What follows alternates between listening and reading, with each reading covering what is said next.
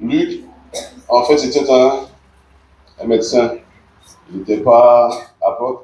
C'était un compagnon de Paul. Et il a fait beaucoup de recherches sur la vie de Jésus-Christ. Lui, il voulait juste connaître Jésus-Christ. Donc, il écrit le livre de Luc à un certain Théophile pour juste décrire la vie de Jésus. Donc, comme il décrit la vie de Jésus à ce Théophile, donc nous, en lisant ce livre de Luc, on peut aussi comprendre la vie de Jésus-Christ. Donc, Luc, ce n'est pas un témoin populaire de Jésus, mais Dieu l'a inspiré divinement afin de nous décrire ce que Jésus a fait. Amen. Donc, si nous voulons comprendre un peu la vie de Jésus, on peut lire le livre de Luc.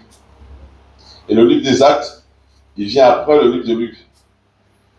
C'est Luc qui a écrit le livre des Actes. En fait, c'est la suite. Actes, c'est la suite de Luc. Amen. Donc, on va lire Luc chapitre 10, verset 5.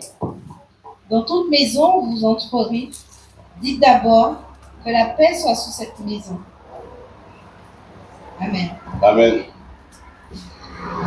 Donc, la paix, ça fait partie du fruit de l'esprit. Amen. La paix fait partie du fruit de l'esprit. La paix, c'est la nature de Dieu. Comme l'amour, la joie, ça fait partie de l'amour de Dieu. Dans la Bible, il y a beaucoup de passages qui parlent de la paix, qui parlent de la paix de Dieu. Donc, à partir de ce texte de Luc, chapitre 10, verset 5, on va tirer 3 points ce matin. Premièrement, la vraie paix vient de Dieu. Ah, vous ne savez pas alors? La vraie paix vient de Dieu et de Dieu seul. L'instruction que le Seigneur donne à ses disciples est simple. Quelles que soient les maisons que vous allez et que vous entrez, dites que la paix, vous allez emmener la paix. La première chose qu'il nous demande d'emmener, c'est la paix. Quel que soit là que vous allez, dites que la paix soit avec cette maison.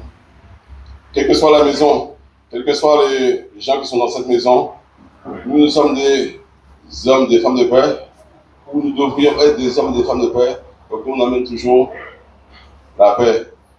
Donc, la paix sur cette maison. C'est la première des choses qu'on doit ramener. Parce que tout le monde a besoin de paix. Même ton ennemi a besoin de paix. Donc, tu vas et tu ramènes la paix. N'est-ce pas, tout le monde a besoin de paix? Amen. Amen. D'accord. Qui n'a pas besoin de paix? Tout le monde a besoin de... Amen, mamie. Tout le monde dit ça. Ah oui, tu as raison. Tout le monde a besoin de paix. Hein? D'accord.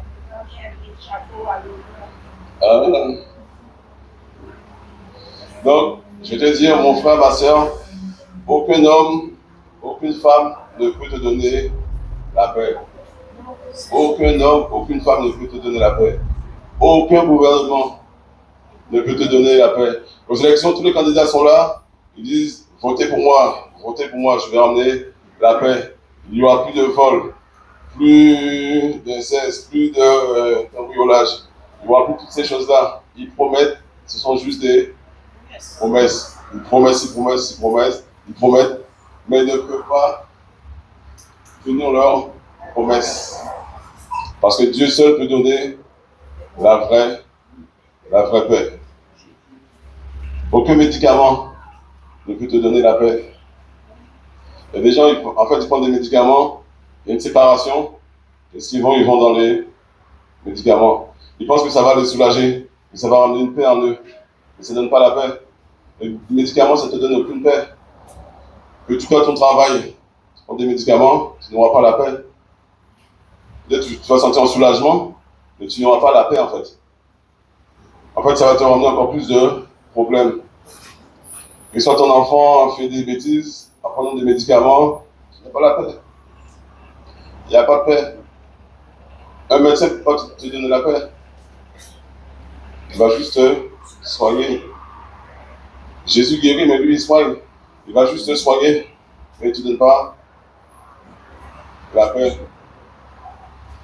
Il y a des gens, ils ont des problèmes, qu'est-ce qu'ils font? Ils se réfugient dans l'alcool.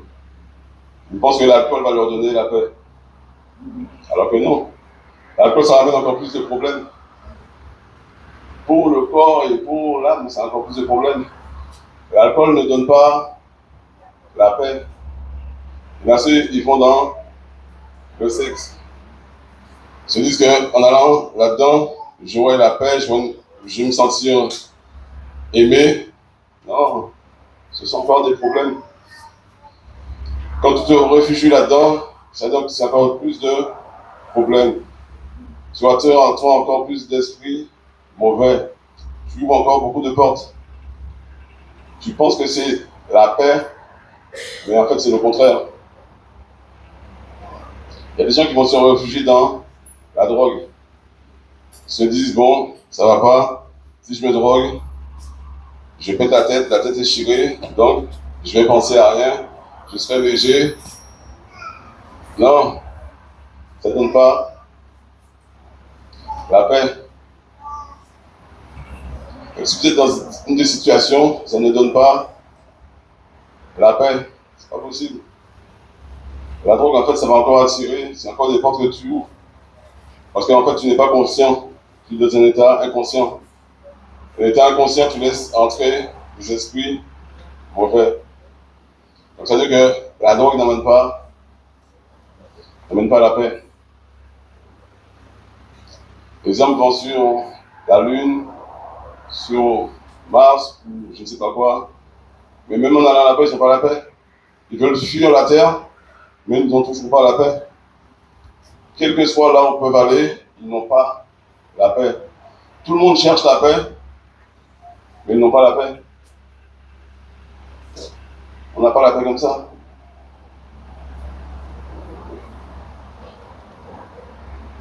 Donc on a dit que la paix, on ne peut pas l'acheter, c'est ça, hein? Est-ce qu'on peut acheter la paix? La paix, on ne peut pas l'acheter. Quels que soient les millions, les milliards qu'on a, on ne peut pas acheter la paix. La vraie paix, ça vient de Dieu et de Dieu seul. On va lire Romains chapitre 15, verset 33. Romains chapitre 15 et le verset 33.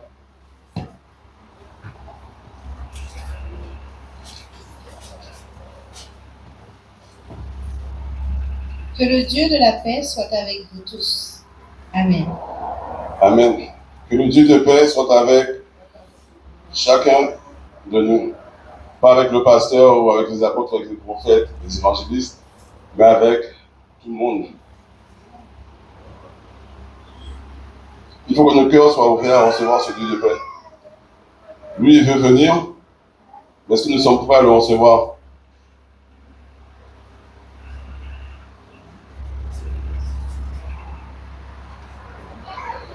Donc Dieu, il peut donner la paix parce que lui, c'est sa nature. Donc, il peut donner ce que lui, il a. Donc, si nous voulons donner la paix, nous devons aussi avoir la paix. Accepter cette paix. Jésus, il est mort à notre place. Il s'est livré un sacrifice pour chacun de nous. Il s'est livré comme une offrande, par amour. Un sacrifice pour nos péchés à chacun de nous. Nous qui sommes là, et pour ceux qui ne sont pas encore nés. Il s'est livré pour le monde entier. Donc, ce Dieu qui est juste, qui s'est livré pour nous, il nous offre sa paix. Il nous offre sa paix.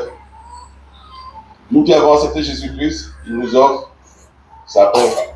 Nous qui sommes ses enfants, il nous offre sa paix. Est-ce que nous sommes prêts à recevoir sa paix?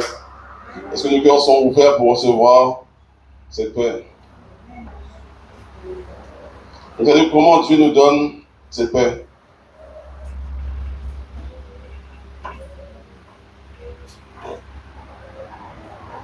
Donc c'est en pardonnant à tous ceux qui reçoivent son Fils comme leur sauveur, qui reçoivent son Fils comme le sauveur, le Seigneur et le Maître. Si on reçoit Jésus-Christ comme notre Sauveur, notre Seigneur et notre Maître, on reçoit cette paix. Donc, est-ce que nous avons déjà vraiment reçu le Seigneur Jésus-Christ? Il est le Seigneur de paix. Donc, comment la paix vient habiter en nous? Eh bien, c'est ça, par le Saint-Esprit. La paix vient habiter en nous par le Saint-Esprit. L'Esprit de paix, il vient habiter en nous. On va lire Romains chapitre 5. On va beaucoup lire Romains chapitre 5, verset 1. L'Esprit de paix vient habiter en nous. La paix de Dieu vient en nous par l'Esprit de Dieu. Ainsi donc, déclarés justes sur la base de la foi, nous avons la paix avec Dieu par l'intermédiaire de notre Seigneur Jésus-Christ. Amen. Amen. Donc là, quand on parle de paix dans ce mot-là, c'est pas la tranquillité, c'est pas... En fait, pour comprendre mieux la Bible, il faut prendre la version grecque hébreu. Et dans ce mot paix-là, ça veut dire que, comme si on est...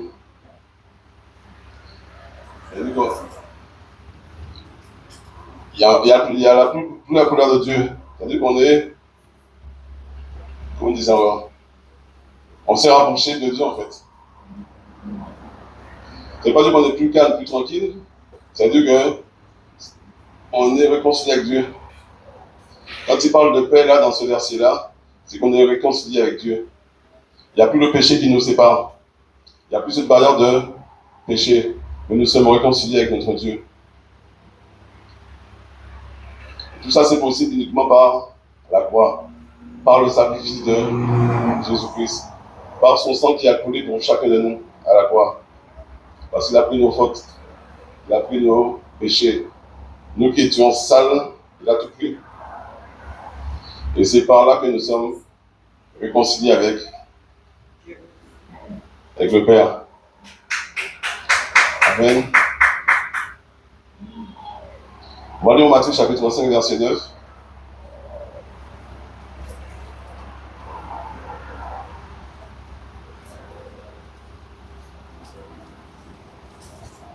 Matthieu chapitre 5, verset 9. Heureux ceux qui procurent la paix, car ils seront appelés fils de Dieu. Amen. Donc, Jésus-Christ nous a ramenés, enfin par son sacrifice, il n'y a plus de séparation avec le Seigneur. Il dit que maintenant, pour être appelé fils de paix, tu dois être un pacificateur. Tu dois chercher la paix. Si tu ne cherches pas la paix, tu ne peux pas être appelé fils de Dieu. Si en toi c'est que la méchanceté, l'hypocrisie, tu ne peux pas être appelé fils de Dieu. En toi il y a la rancune, la rancœur, l'amertume, l'animosité, toutes ces choses, la haine. Tu ne peux pas être appelé fils de paix. Pour t'appeler fils de paix, qu'est-ce qu'il faut? Il faut que toi-même tu puisses créer la paix autour de toi. Il faut que tu sois un pacificateur. Amen. C'est-à-dire, on doit toujours examiner nos cœurs pour savoir là que nous en sommes avec le Seigneur. Est-ce que je suis un homme de paix? Est-ce que quand les autres me voient, ils ont envie de venir à Jésus-Christ? Est-ce qu'ils veulent recevoir la paix? Parce que peut-être ils peuvent nous voir, tu leur dis que la paix soit avec toi. Et te voir toi-même tu es tourmenté. Donc ils ne vont jamais cette paix. On te dit non, cette paix-là, je n'en veux pas. Toi, tu me donnes ta paix et tu es plus tourmenté que moi. Donc je n'en veux pas. Donc examinons-nous pour savoir comment nous sommes intérieurement, si nous avons vraiment la vraie paix. Et si nous ne l'avons pas, demandons de l'aide à un frère, une soeur, pasteur, n'importe qui, mais pour la prière, afin que nous ne soyons plus tourmentés, que nous ayons la paix, la vraie paix, afin de donner dans l'église et en dehors la paix. Si nous emmenons la paix aux païens, la vraie paix, la paix de Dieu, ils pourront venir vers Christ. Mais si nous n'emmenons pas cette paix, ils ne vont pas venir à Christ. C'est-à-dire qu'au lieu de faire le travail pour Dieu, pour amener les âmes à Christ, pour sauver les âmes, pour enlever les âmes dans le royaume des ténèbres, et pour les amener dans l'admirable lumière de Dieu, on va faire le contraire. Donc, examinons-nous pour savoir ce que nous avons vraiment, cette paix, la paix de Dieu.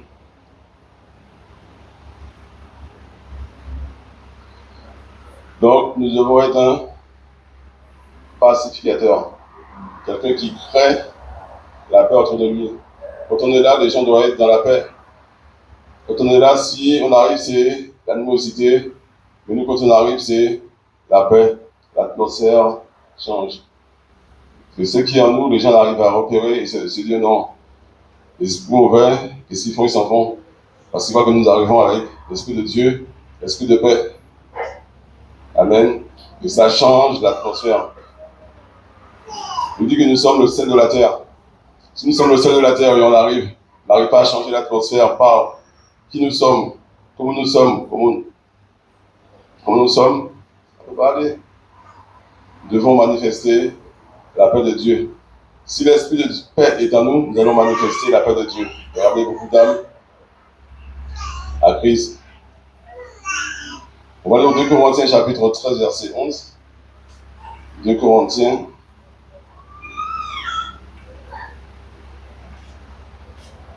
chapitre 13 verset 11.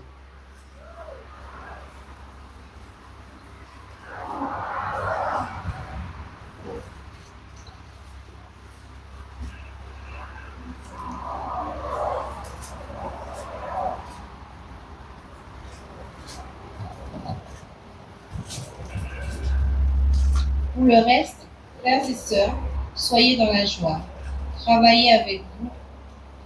Travaillez à vous perfectionner, encouragez-vous, vivez en plein accord. Dans la paix, et le Dieu d'amour de paix sera avec vous. Amen. Amen, amen. Donc pour le reste, frères et sœurs, soyez toujours dans la joie. Travaillez à vous perfectionner. Encouragez-vous. Est-ce qu'on s'encourage mutuellement? Est-ce que quand on va vers le frère, on amène la paix ou est-ce qu'on amène notre mécontentement, notre aigreur, notre animosité? Quand on va vers le frère, qu'est-ce qu'on amène? Donc on doit s'encourager. On doit l'encourager, même si nous ne sommes pas bien, on doit l'encourager. Au temps des rois, au temps biblique, c'est-à-dire que le roi, il était souverain, il était seigneur, il possédait tout. Il avait le droit de vie et de mort sur chaque personne. C'est-à-dire que si tu es dit de te mettre sur un pied, que tu sois fatigué, pas fatigué, tu te mets sur un pied, parce qu'il a le droit de vie et de mort sur toi, tu lui appartiens. Tu appartenais au roi à cette époque-là. Donc là, nous, même si nous sommes fatigués, encourageons toujours un frère. Amenons toujours la paix, la joie. On voit qu'il n'est pas bien, on va, on l'encourage, on essaie de l'emmener, de le faire monter. Mais si on va vers lui, on cherche à l'écraser, ça ne peut pas aller. Encourageons-nous. Vivons en plein accord. C'est marqué, hein? C'est pas moi qui le dis. Vivez en plein accord. C'est-à-dire qu'on doit discuter et se mettre d'accord. Quand on se met d'accord, ça veut dire qu'on amène la paix. Nous sommes des pacificateurs. Amenons la paix. Vivons en plein accord. Même si ça ne va pas, on discute jusqu'à temps qu'on trouve un accord. Et on marche selon cet accord. Pas de division. Quand il y a accord, il faut marcher selon cet accord. Si nous sommes d'accord et 2 heures après ou le lendemain, il y en a qui ne veut plus, il crée une division. Donc c'est une séparation. Division, ce n'est pas de Dieu. Division et soustraction, ce n'est pas de Dieu. Dieu, c'est multiplication et addition. Il ajoute et il multiplie. Mais il ne soustrait pas, il n'enlève pas, ça c'est le diable. Donc si nous sommes d'accord, marchons selon cet accord. Amen. Ne bafouons pas cet accord. Il dit, vivez en plein accord dans la paix. Donc nous devons toujours rester dans la paix. Mais pour ça, il faut que nous-mêmes nous ayons la paix. Si on a la paix, on peut emmener la paix. Si on n'a pas la paix, on ne peut pas emmener la paix, on ne peut pas donner la paix. Amen.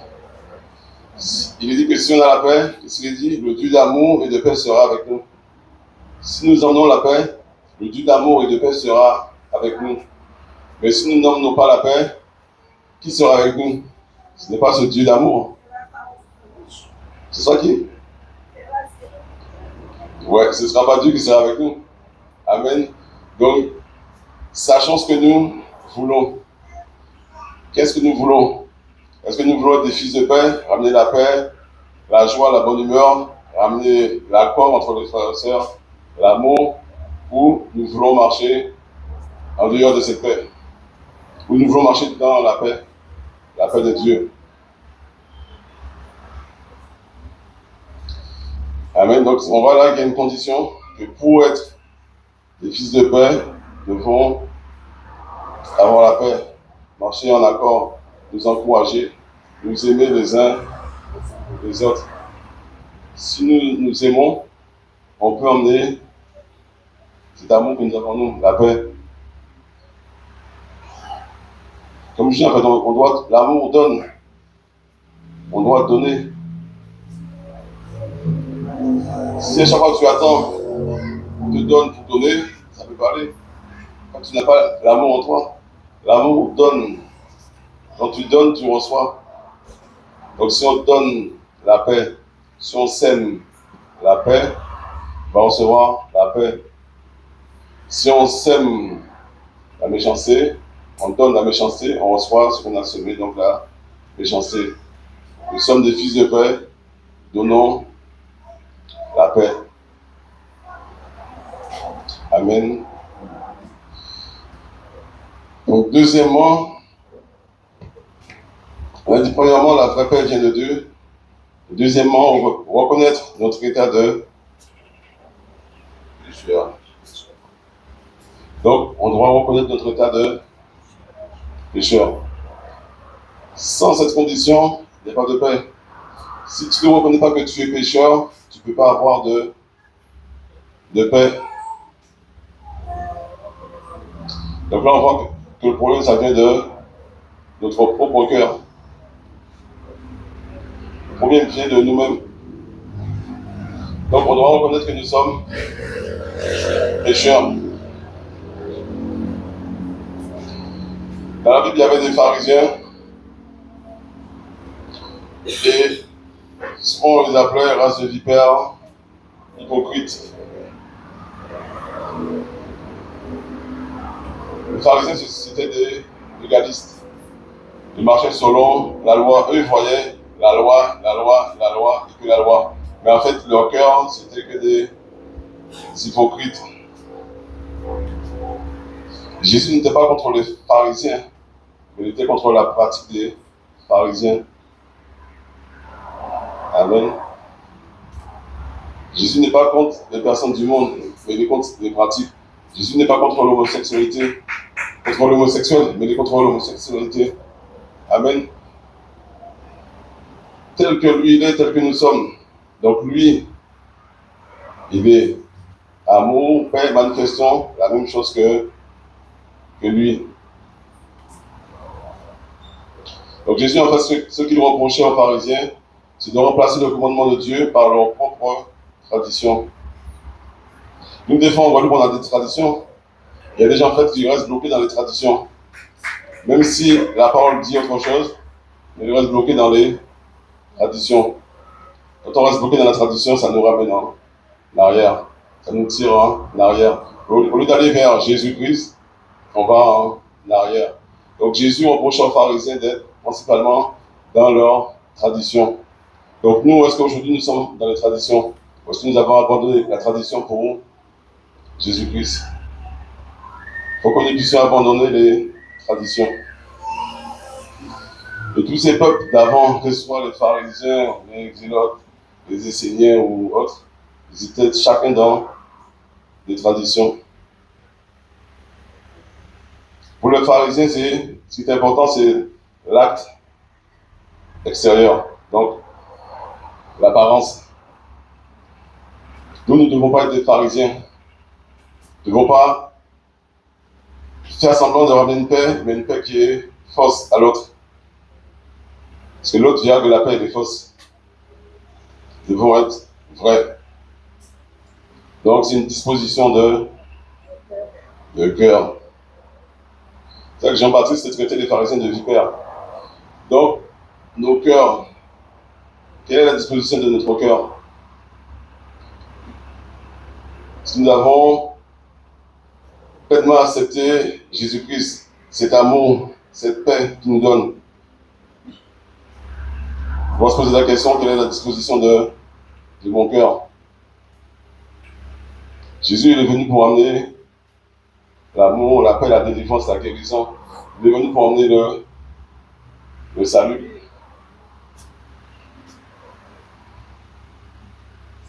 Celui qui se confie en ses propres œuvres s'éloigne de Dieu. Si tu te confies dans tes propres œuvres, tu t'éloignes de Dieu. Tu ne peux pas t'approcher de Dieu comme ça.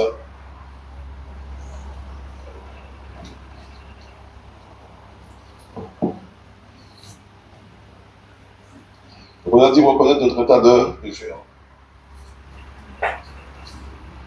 Pourquoi? On va lire Romains chapitre 3, verset 10.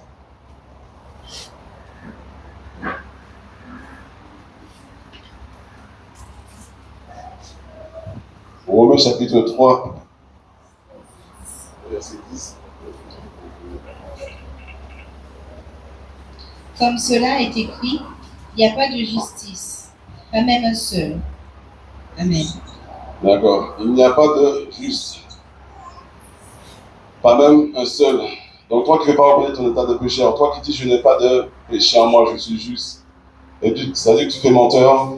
La Bible, il dit il n'y a pas de juste, pas même un seul. Tout le monde nous sommes pécheurs. Et c'est par cette condition de pécheur que si nous l'acceptons, il peut nous donner cette paix. Parce que nous disons que nous sommes pécheurs. Oui, je suis pécheur, mais je veux ta paix. J'ai accepté le Seigneur Jésus-Christ comme mon Sauveur, mon Seigneur et mon Maître. Donc, je dois à cette paix. Donne-moi cette paix. Amen.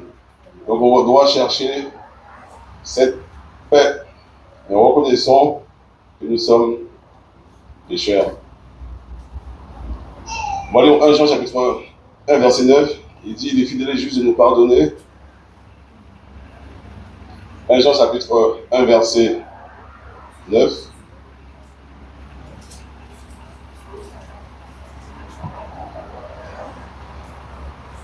Si nous reconnaissons nos péchés, il est fidèle et juste pour nous, les pardonner et pour nous purifier de tout mal. Amen. Amen. Donc il est fidèle et juste de nous pardonner nos péchés. Et qu'est-ce qu'il faut faire? Reconnaître nos péchés. Reconnaître que nous avons péché.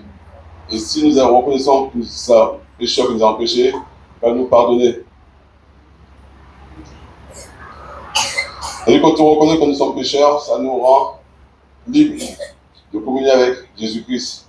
Si nous ne reconnaissons pas que nous sommes pécheurs, on ne peut pas communier avec Jésus-Christ. Amen. C'est parce que nous reconnaissons que nous sommes pécheurs que nous pouvons communier avec Christ. Quand on reconnaît que nous sommes pécheurs, ça apaise notre conscience. Ça nous libère des soucis. Ça nous libère de beaucoup de maux. Dieu nous a pardonné, bien sûr que Dieu a pardonné, mais il continue à parler de péché, comme s'ils ont fusionné avec le péché. C'est-à-dire que quand Dieu t'a pardonné, quand tu parles toujours de péché, c'est-à-dire que tu as refusé le pardon de Dieu. C'est-à-dire que tu veux rester dans ce péché. Pour être libéré de ce péché, il faut accepter le pardon de Dieu. Pas toujours ressasser la même chose. Ressasser la même faute. Il t'a dit, je t'ai pardonné. Crois seulement. Quand tu es devenu enfant de Dieu, c'est par la foi. Tu as cru et tu es devenu enfant de Dieu.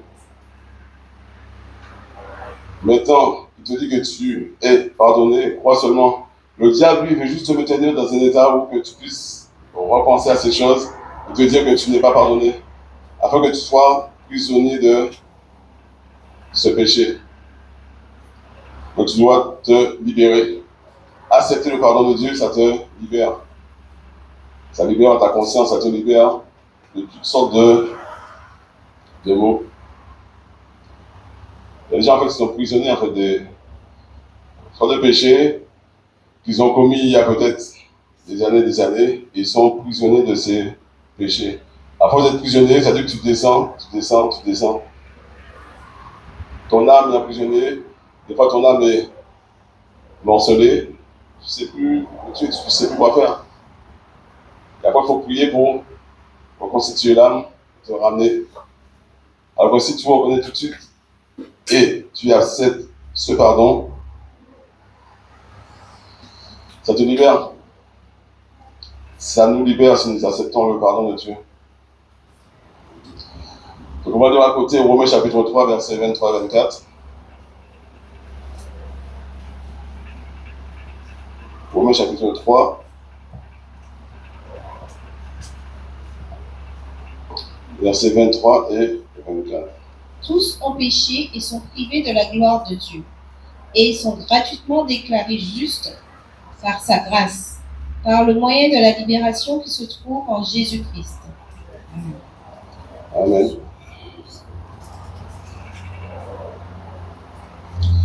Il dit que tous ont péché et tous sont séparés de Dieu. Le péché, ça nous sépare de Dieu. Mais par la mort de Jésus-Christ à la croix, nous ne subissons plus la colère de Dieu. Nous sommes pardonnés par Dieu. Mais nous sommes tous pécheurs, tous ont péché, sont privés de la gloire de Dieu. Pas que nous puissions minimiser ces paroles.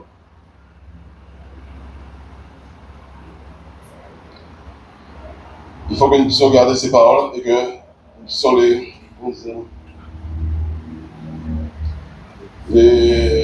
méditer, ces paroles-là en fait. Et nous sommes tous pécheurs, tous sont privés de la gloire de Dieu. On doit rester humble. Tout c'est que grâce. Tout n'est que grâce. Nous n'avons rien fait. On n'a rien mérité. On doit être reconnaissant à ce Dieu puissant, ce Dieu fort, fidèle, qui est venu afin que nous réconcilier avec lui, afin que le courant puisse encore repasser. Donc ne prenons pas la grosse tête, disons que c'est par moi que je suis sauvé, mais c'est Dieu qui fait, c'est que la grâce. Tout n'est que grâce. Si nous reconnaissons notre état de pécheur, Dieu peut se manifester en nous. Mais si nous ne reconnaissons pas cet état de pécheur, si nous sommes droits en nous, si c'est l'homme intérieur qui parle, Dieu ne peut pas se manifester. L'Esprit Saint ne peut rien faire en nous en fait. Parce que c'est nous-mêmes qui contrôlons nos vies. Donc on doit laisser l'Esprit de Dieu agir en nous. L'Esprit de Dieu se manifester en nous. L'Esprit de paix se manifester en nous. Amen. Donc troisièmement, c'est chercher Dieu.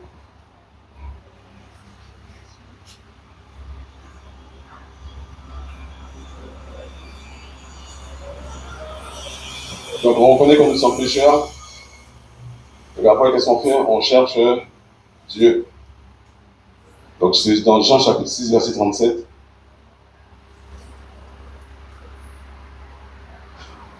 Jean chapitre 6.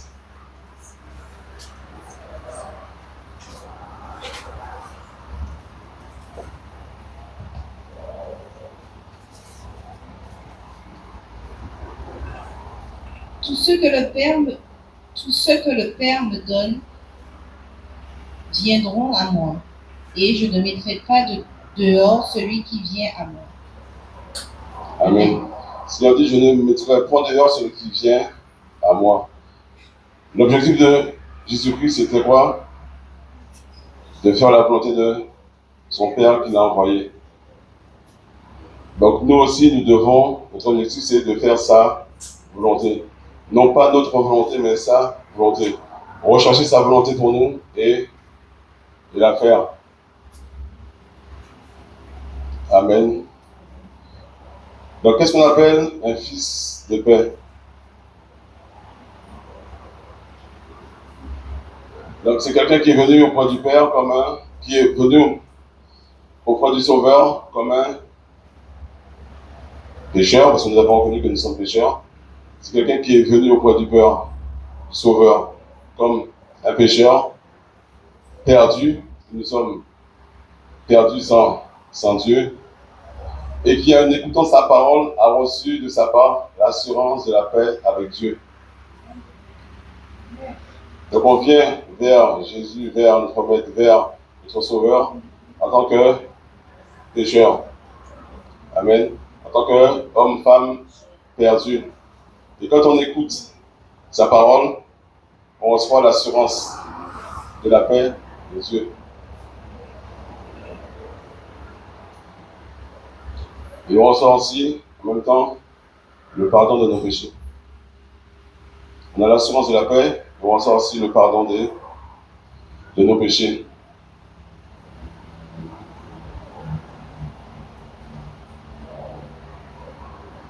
Donc le pardon des péchés, c'est fondé sur quoi? Sur le sang de Jésus-Christ qui purifie de tout péché. Le pardon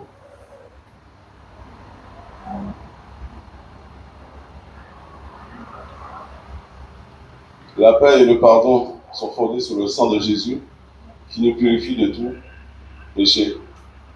On a dit que c'est par le sang que nous sommes purifiés. Sans le sang, nous ne pourrons pas être purifiés.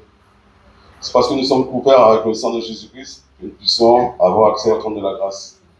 Sans ce sang, on ne peut pas avoir accès au trône de la grâce.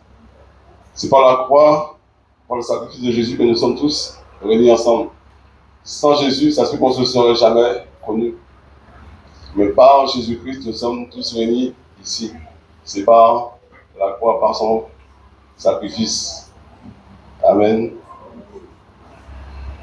Nous sommes tous justifiés par son sang. Donc, étant justifiés, nous avons sa paix. Il nous a rendus justes, donc nous avons cette paix. Parce que nous sommes justes. Donc, ne faisons pas comme Marthe, mais faisons plutôt comme Marie et choisissons la bonne part. Ne soyons pas agités dans tous les sens, mais choisissons la bonne part, restons au pied du Seigneur afin qu'il nous enseigne. Afin que nous puissions garder ses paroles et pratiquions ses paroles. Afin que nous puissions garder sa paix. Nous puissions marcher dans la justice, la paix de Dieu. Que nous soyons des témoins fidèles. Amen. Donc on va lire Jean chapitre 14, verset 27.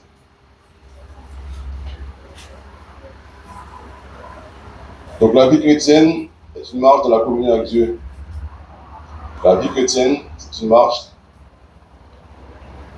dans la communion avec Dieu.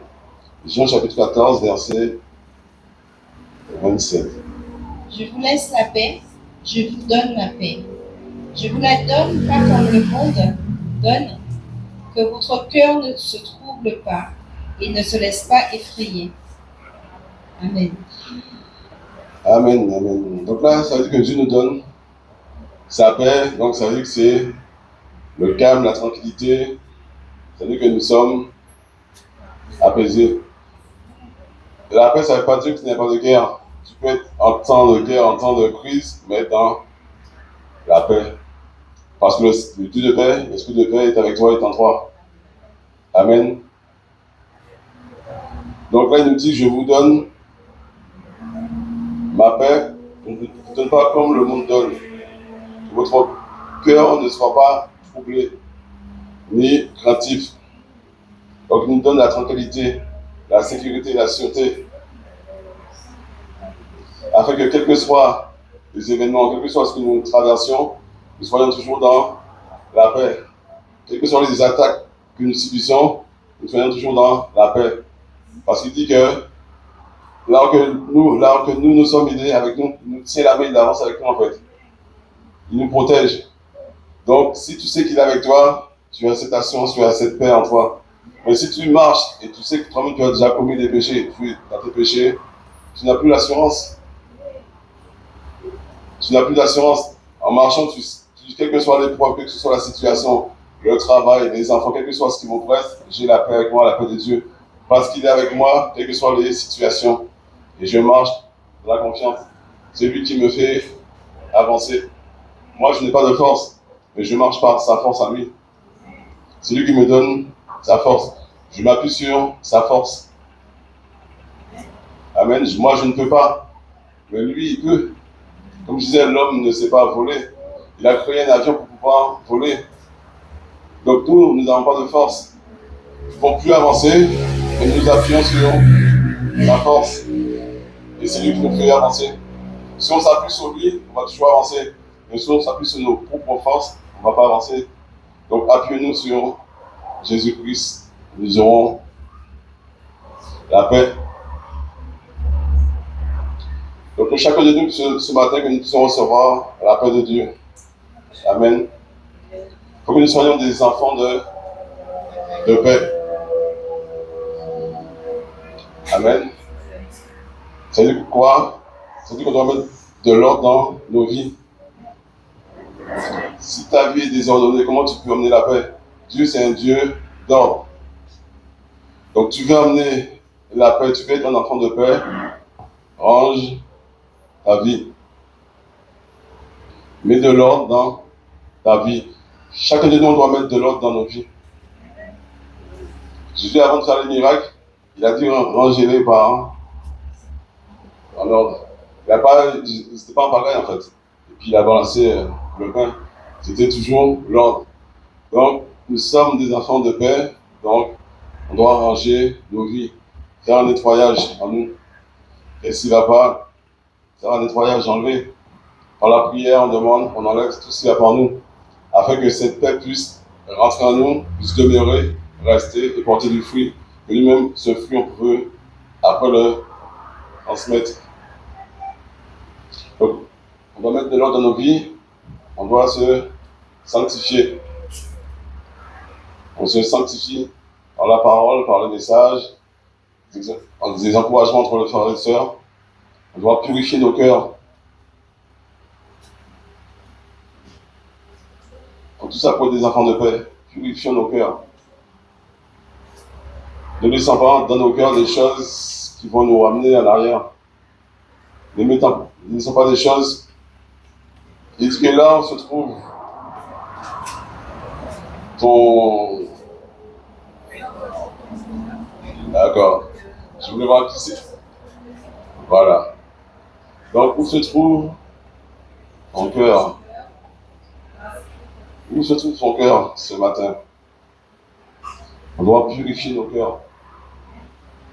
Enlever tout ce qui est sale dans nos cœurs. Afin que la paix de Dieu puisse venir et s'installer. On doit marcher dans la droiture et dans la justice de Dieu. On doit marcher dans la droiture et dans la justice de Dieu. On doit faire quelque chose aussi que peut-être c'est dur pour nous, certains, mais aimons-nous les uns les autres. Si on ne s'aime pas les uns les autres, la paix ne peut pas venir en nous. La paix de Dieu ne peut pas venir habiter en nous. Donc on doit s'aimer les uns les autres. On doit faire un effort pour s'aimer, pour marcher dans l'amour les uns les autres. Il ne faut pas voir contre un frère et une soeur la rancune, la rancœur, l'animosité. Si tu sens que quand tu vois un frère et une soeur, il y a quelque chose, il y a un pincement, c'est qu'il y a un problème. C'est l'amour qui doit régner. Donc ça veut dire qu'on ne doit pas être comme les pharisiens. Ce sont des hypocrites. Ne soyons pas comme les pharisiens. Ne marchons pas selon la loi, ne marchons pas selon les traditions. Ne marchons selon la parole de Dieu. On a parlé de mercredi de Proverbe 27-17. Il dit que le fer aiguise le fer. Donc c'est ton frère qui va t'aiguiser. C'est ta soeur qui va t'aiguiser. Quand tu prends un couteau avec une pierre, c'est pas grager, c'est pas grager, c'est tu limes. Tu limes, frotte comme ça et tout, tu frottes. Le couteau dit à la pierre, tu me fais mal. La pierre dit, c'est pour ton bien, c'est pour que tu puisses être tranchant. Tu vas briller, après tu vas couper, non, tu vas trancher merveilleusement bien. Mais le couteau, qu'est-ce qu'il a fait? Il a pleuré. Le couteau, en fait, il a souffert. Mais c'est pour son bien. Il souffre, mais c'est pour qu'il soit meilleur, qu'il soit plus tranchant, qu'il soit plus aiguisé, qu'il puisse rentrer dans n'importe quoi sans se fatiguer, sans fléchir, sans rouiller, sans se tordre. C'est ça. C'est pareil, le frère, il dit le frère, ton frère vient te voir, il sait en toi que peut-être que toi tu es susceptible. Donc il vient et te parle. Mais pas pour te piquer, pas pour. Non. C'est juste pour que Dieu puisse enlever cette susceptibilité. Mais s'il te parle, toi tu vas l'agresser. Comment Dieu peut enlever après? Dieu ne peut pas enlever. C'est-à-dire que toi tu es colérique. Le frère il vient te parler, te dit, moi, mais ma soeur, ton lacet il est mal fait. Non, toi tu es déjà remonté et tout. Comment toi tu montes comme ça? Dieu veut juste enlever la colère en toi. Toi, tu refuses que Dieu enlève la colère en toi. Il faut que tu acceptes ce que le frère te dit, même si ça fait mal. Tu dis, ne t'en prends pas au frère, ni à la sœur qui vient te voir, mais va vers Dieu. Tu dis, Seigneur, je voulais m'en prendre au frère, à la sœur, mais je viens vers toi. Je sens une colère monter en moi, parce qu'il m'a dit ça. Ça me dérange. Seigneur, enlève cette colère. Je ne veux pas cette colère. Toi, tu n'es pas un Dieu de colère, tu es un Dieu de paix. Donne-moi ta paix. Enlève en moi toute colère, animosité, amertume, aigreur, toutes ces choses, la haine. Enlève ça en moi, Seigneur, donne-moi ta paix. Chaque fois que le frère il vient et t'église, tu sens quelque chose qui monte. Va vers Dieu. Va pas agresser le frère ou la sœur. Si tu vas agresser le frère ou la sœur, en fait, tu vas pas vers Dieu. Tu n'es pas le fils de paix, tu n'es pas le fils de Dieu, mais le fils de l'autre. Donc, on doit se laisser aiguiser. Et chaque fois que tu sens quelque chose en toi, mari, femme, c'est la même chose. La femme, elle parle, le mari est toujours pas content, il est toujours en train de monter. Le mari dit, sois soumis, sois soumis. Non, c'est pas ça. C'est pas ça. La soumission, c'est réciproque. Il est marqué, soyez soumis les uns envers les autres. On ne doit pas abaisser, écraser quelqu'un. Nous sommes soumis les uns envers les autres. Même pour le mari, c'est encore pire. La femme y a marqué, soyez soumis à vos maris. Et le mari a marqué, aimez vos femmes. Donc le mari doit aimer sa femme. Mais dans l'amour, il y a la soumission. Donc il doit aussi être soumis à sa femme. Il doit l'aimer et être soumis à sa femme. Donc, aimons-nous, même si ça fait mal, laissons-nous être aiguisés. Amen. Laissons-nous être aiguisés. Dieu veut nous aiguiser, c'est pour notre bien. Même le monde nous aiguise aussi. Nous sommes dehors, au travail. Le chef nous parle toujours mal. Quand tu dis, je vais partir. Alors que Dieu veut que tu sois chef ici, dans cette boîte. Que tu prennes la place du chef. Quand tu es pas content, tu es toujours énervé. Tu dis non, Seigneur, je ne peux plus. Mais c'est toi qui décides de partir, pas Dieu qui te dit de partir. Seigneur, je ne peux plus. Je ne peux plus. Le chef, tout le temps, il m'insulte. Jésus s'est fait insulter. Il n'a pas abandonné la mission. Il a continué jusqu'au bout. Toi, tu te fais insulter. Dieu t'a pas dit de partir. Reste. Peut-être que toi, tu es là pour être le directeur. Mais parce que toi, tu es resté. Tu as souffert. Parce qu'il dit, moi j'ai souffert, vous n'êtes pas plus grand que moi, mais vous allez aussi souffrir. Parce que toi, tu es resté et que tu as souffert, tu as la récompense. Et c'est Dieu qui est le rémunérateur de ta foi.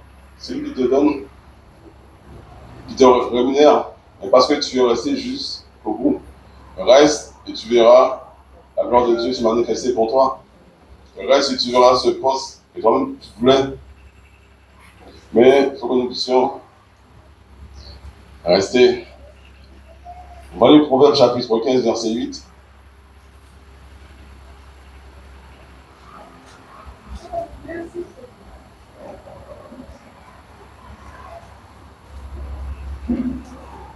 Proverbe chapitre 15 et le verset 8. Le sacrifice qu'offrent les méchants fait horreur à l'Éternel, tandis que la prière des hommes droits lui est agréable. Amen. Donc, qui nous sommes ce matin? Le sacrifice des méchants est en horreur à l'Éternel. Mais la prière des hommes droits lui est agréable.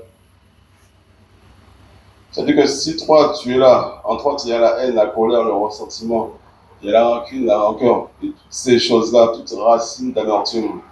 Parce que dit dans la Bible, n'ayez en vous aucune racine d'amertume. Si dans ton cœur, il y a des racines d'amertume, contre ton mari, ta femme, tes enfants, ton voisin, le patron, ton frère, ta soeur, tu peux faire tous les sacrifices que tu veux, toutes les prières que tu veux, tu seras en horreur à l'Éternel. Tu ne seras jamais agréable à l'Éternel. Parce que ton cœur est sale, tu es sale. En toi, c'est tout ce qui est Dieu a en horreur. Toute racine d'amertume. Amen. Donc Dieu dit que c'est la prière des droits. La prière des hommes droits qui lui est agréable. Donc si dans ton cœur tu as l'amour, la paix, la joie, tu as l'harmonie, tu as la bienveillance en toutes ces choses, donc tes prières sont agréables à Dieu. Donc on doit examiner nos cœurs pour savoir qu'est-ce qu'il y a dans nos cœurs, qu'est-ce qu'il y a au plus profond de nos cœurs. Pourquoi nos prières ne montent pas? Peut-être que moi j'ai quelque chose qui est caché, peut-être qu'il y a une petite amertume, aigreur, animosité, peut-être que j'en veux à mon patron ou à mon mari, ou peut-être aux enfants, peut-être que j'en veux à la voisine parce qu'elle m'a mal regardé, peut-être que j'en veux. Donc si tu vois que les prières ne montent pas, on doit examiner nos cœurs pour savoir qu'est-ce qui ne va pas en nous. Parce que nous sommes en horreur à l'Éternel. Amen. Il dit que c'est ceux qui ont le cœur droit qui lui est agréable. Et nous voulons lui être agréable, n'est-ce pas? Amen. Nous voulons être agréable à notre Dieu. Peut-être tu vas dire, je ne sais pas si dans mon cœur il y a quelque chose qui n'est pas bon, je ne sais pas ce qui ne va pas, je ne sais pas ce qui me titille, je ne vois pas, j'arrive pas à voir. C'est-à-dire que celui qui est païen, s'il a tué, c'est que ce qu'il a fait, c'est pas bon. Parce qu'il a une conscience.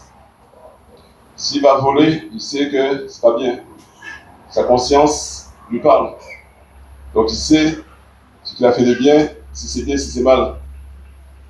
Toi, tu es enfant de Dieu. Tu as plus. Tu as ta conscience qui te parle.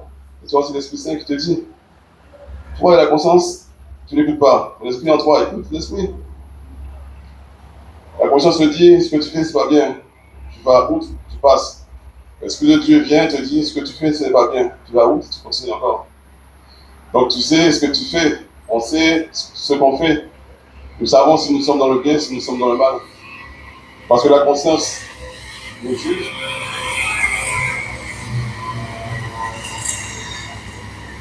Et l'Esprit de Dieu nous le dit. Si tout le temps tu es là, tu blesses ton frère, tu blesses ta soeur, tu piques, mais tu sais que tu piques, non? Tu n'as pas dit, je ne sais pas que je pique. Je blesse, je pique, mais je ne sais pas. C'est le couteau qui est parti tout seul. Non, c'est pas possible. Ma langue a fourché, ma fourche là. Non, ma langue a fourché. On ne peut pas dire ça en fait. Ma langue a fourché. Non. C'est-à-dire que tu sais ce que tu fais. Tu sais que ce n'est pas bien. Ce que tu fais, le mal. Donc si tu sais, tu dois revenir toujours vers Jésus. Dire Seigneur, pardonne-moi, j'ai fait le mal. Aide-moi à ne plus parler en mal contre le frère et la sœur. J'ai cette langue-là qui me fait défaut. Aide-moi, Seigneur. On va toujours vers Dieu pour demander de l'aide. Mais il faut que nous soyons conscients. Et quand on demande à Dieu, il faut qu'on soit vrai, sincère, authentique. Si on va, on n'est pas vrai, sincère, authentique, ça ne sert à rien en fait. Parce que Dieu voit les cœurs. L'homme ne voit pas les cœurs. Tu peux venir voir la soeur, le frère, bon, excuse-moi, mais Dieu voit le cœur. Tu trompes le frère, la soeur, mais pas Dieu. Soyons le produit de ce que nous proclamons. Qu'est-ce que tu proclames? Sois le produit de ce que tu proclames.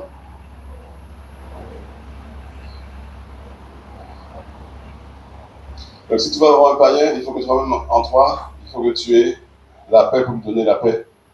Mais sinon lui, il va refuser. Il va dire que ma condition est meilleure que la tienne. Tu veux me donner quelque chose alors que toi, tu es encore pire que moi. Tu es broc, tu es cassé, tu es démantelé. Tu veux que je sois comme toi? Non. Je préfère rester dans mon état. Alors je ne veux pas de ce que tu me donnes. Tu es oppressé, tourmenté, accablé. Tu veux que moi, tu appelles ça la paix? Non, je n'en veux pas. Je garde comme je suis. Donc cette personne-là, tu penses que tu prêches Dieu, tu prêches la paix, tu prêches Jésus-Christ. Après, tu l'as fait fuir. Parce que tu donnes quelque chose qui n'est pas d'une bonne odeur, qui n'est pas agréable. La personne que c'est fait est fuie. Amen. Donc on va s'arrêter là pour aujourd'hui. On va s'arrêter là. En fait, ce que je voulais dire aujourd'hui, c'est juste que, si je fais aussi mon phrase,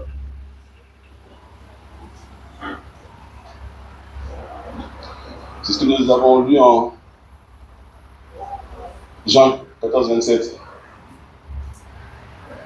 Dieu te donne la paix. L'avais-tu? Est-ce que tu veux être un fils de paix? Est-ce que ton cœur est nettoyé afin de recevoir cette paix? Est-ce que tu reconnais tes erreurs? Est-ce que tu reconnais que tu es pécheur? Parce qu'il faut que tu puisses reconnaître pour recevoir. Est-ce que tu veux ce matin être un fils de paix?